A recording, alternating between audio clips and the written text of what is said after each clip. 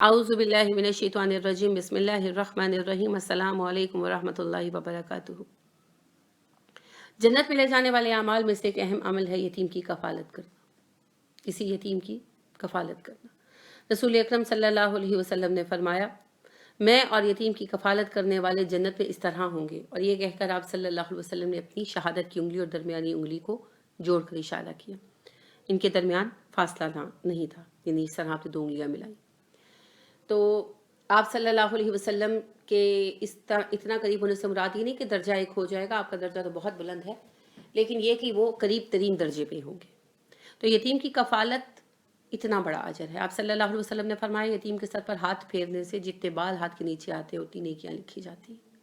आपने फरमाया, मेरी उम्मत का बेहतरीन घर वो है जहाँ कोई यतीम बच्चा रहता हो और उसके साथ हुस्न सलूक किया जाता हो, और मेरी उम्मत का बदतरीन घर वो है जहाँ कोई यतीम रहता हो और उसके साथ बुरा सलूक किया जाता हो। अल्लाह रब्बे करीम ने जहन्नमियों की सिफ़तों में क्या बताई सिफ़तें? वो यतीम का माल खा जाते हैं, यतीमों को दुत्कारते हैं। अल्लाह रब्बे करीम ने अपने नबी सल्लल्लाहु अलैहि वसल्लम को क्या नसीहत की? फुकरा को खाना खिलाइए और यतीम के साथ इकराम से पेश आइए। तो देखिए, यतीम के हकूक़ बहुत ज़्यादा हैं। आज हम लोगों ने जिन चीज़ों को छोड़ दिया है उनमें यतीमों के हकूक़ भी हैं। हम कभी नहीं सोचते कि अगर ख़ानदान में कोई यतीम बच्चा है तो उसकी कफ़ालत कर लें। एक तो ये है कि उसका ख़र्चा अदा किया जाए बाकायदा तौर पर, और अगर नहीं है उसके रहने सहने का ठिकाना तो घर में रख कर उसकी कफ़ालत की जाए। रसूलुल्लाह सल्लल्लाहु अलैहि वसल्लम की सुन्नतों पर अमल करने का बड़ा शौक़ है हमें, जो बड़ी अच्छी बात है। और हमारी सुन्नत शुरू होती है मिसवाक से और ख़त्म हो जाती है पीले जूते पर। अनफॉर्चुनेटली मिसवाक बहुत बड़ी सुन्नत है। मैं ये नहीं कह रही कि मिसवाक की अहमियत नहीं है, मगर इसके सिवा भी बहुत कुछ है। तो आप सल्लल्लाहु अलैहि वसल्लम की एक मुस्तकिल सुन्नत जो है वो ये है कि यतीम बच्चों की कफ़ालत। आपके घर में मुख्तलिफ औक़ात में एक से ज़ायद यतीम बच्चे रहे, हत्ता कि एक वक्त में आपके घर में 14 यतीम बच्चे भी थे जो आपके ज़ेर कफ़ालत थे, आप उनकी परवरिश करते थे। मशहूर वाक़या है, आप लोगों ने बड़ा सुना होगा कि ईद की नमाज़ के लिए जा रहे थे तो एक यतीम बच्चे को रोते हुए देखा। तो एक बच्चे को बल्कि रोते हुए देखा। आपने पूछा, क्यों रो रहे हैं? वो कहने लगा कि जी मैं यतीम हूँ, मेरा कोई नहीं है। तो आप सल्लल्लाहु अलैहि वसल्लम ने कहा कि क्या आप पसंद करेंगे कि मोहम्मद तुम्हारा बाप हो और फातिमा तुम्हारी बहन हो? तो उन्होंने कहा, जी बिल्कुल करूँगा। तो आप उनको घर ले आए। तो आप सल्लल्लाहु अलैहि वसल्लम के ज़ेर कफ़ालत कई यतीम बच्चे थे। हज़रत उम्मे सलमा से जब आपने शादी की, अबू सलमा की वफ़ात के बाद, तो उम्मे सलमा ने कहा, जी मेरे तो कई बच्चे हैं। तो आपने फरमाया, बच्चों की वजह से तो शादी करना चाहता हूँ। कई बच्चे आपके ज़ेर कफ़ालत थे। तो आप सल्लल्लाहु अलैहि वसल्लम की एक मुस्तकिल सुन्नत है यतीमों की कफ़ालत करना। तो क्या हम कर रहे हैं? क्या हम नहीं कर सकते? और आज जब जंगों का ज़माना है और मुसलमानों पर जंगें मुसल्लत हैं, वॉर ऑफ टेरर जो मुसलमानों पर मुसल्लत कर दी गई और पाकिस्तान और दूसरे कई इस्लामी ममालिक में हुई, और अभी भी यमन की जंग चल रही है और इराक ईरान जंग चली, अफ़गानिस्तान जंग चली, तो सियासत के जो मसाइल हैं वो तो अलग रह गए, लेकिन इन जंगों में बकसरत अमवात हुई और यतीम बच्चे और औरतें बेवा बेचारी पीछे रह गई। उन यतीम बच्चों की कफ़ालत हम पर लाजिम है। आप देखिए कि इन जंगों के दौरान कई बच्चों को यूरोपीय ममालिक भेजा गया उनकी कफ़ालत के लिए कि भई उनको वहाँ रखा जाएगा, उनकी परवरिश की जाएगी। तो क्या मज़हब उन पर असरअंदाज़ नहीं होगा? होगा। आप याद रखिए, आज दुनिया का सबसे बड़ा मज़हब जो है, अक्सरियती मज़हब जो है, वो ईसाइयत है। तो उसका एक बड़ा सबब पता है क्या है? यतीम खानों को सँभालना। आप तारीख़ उठाकर देख लीजिए, गिरजे से मुंसलिक लोगों ने, राहबों ने, नन्स ने यतीम खाने संभाले रहे। उन्होंने आकर वहाँ पर मुफ्त खिदमत दी, मुफ्त खिदमत दी। कोई अजर नहीं मांगा, कुछ नहीं किया, और आकर उन्होंने यतीम खाने कायम किए।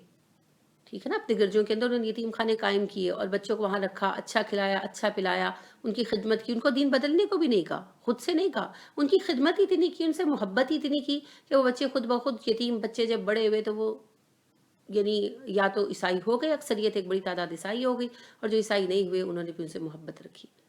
अब वो जो कुछ भी है उनका ये एक वो अमल जो है उसका उनको ये नतीजा मिला ना कि आज ईसाइयत दुनिया का सबसे बड़ा मज़हब बना हुआ है।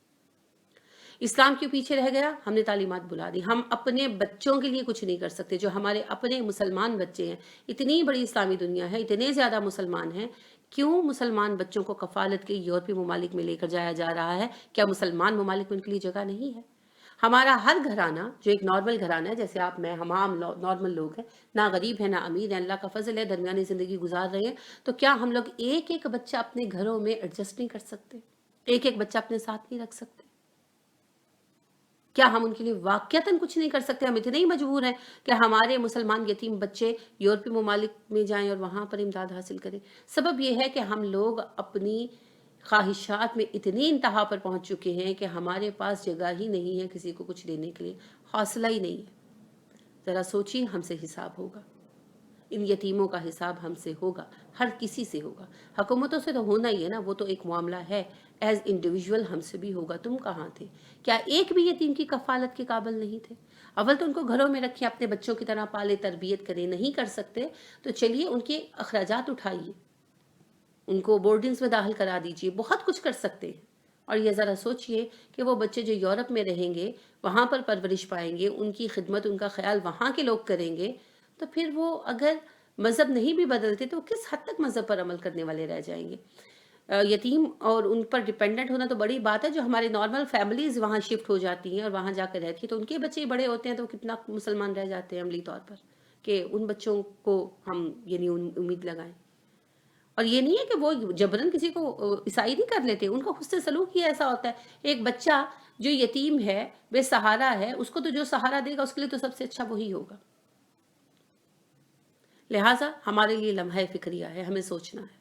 آج مسلمان دنیا میں یتیموں کی تعداد ہر دن کے ساتھ بڑھ رہی ہے، کیونکہ ہم جنگوں کا شکار ہیں، مسلسل جنگوں کا شکار ہیں۔ تو پھر ہمیں کیا کرنا ہے؟ ہمیں ایک مستقل اسٹریٹجی بنانی ہوگی۔ کچھ بھی نہیں تو اگر ہر گھرانہ ایک ایک یتیم بچے کی کفالت کا بوجھ اٹھائے تو آپ دیکھیے کہ کتنے زیادہ بچے اکوموڈیٹ ہو سکتے ہیں۔ سوچئے، غور کیجئے، یہ مت سوچئے کہ میرے کرنے سے کیا ہوگا، ایک میں کروں گا تو کئی لوگ کرنے والے آگے آ جائیں گے۔ لہٰذا سوچئے، غور کیجئے اور اپنے لیے ایک لائحہ عمل طے کیجئے۔ اللہ ہمیں توفیق عطا فرمائے، آمین۔ سبحانک اللہم و بحمدک ونشہد ان لا الہ الا انت ونستغفرک ونتوب الیک۔ السلام علیکم ورحمۃ اللہ وبرکاتہ۔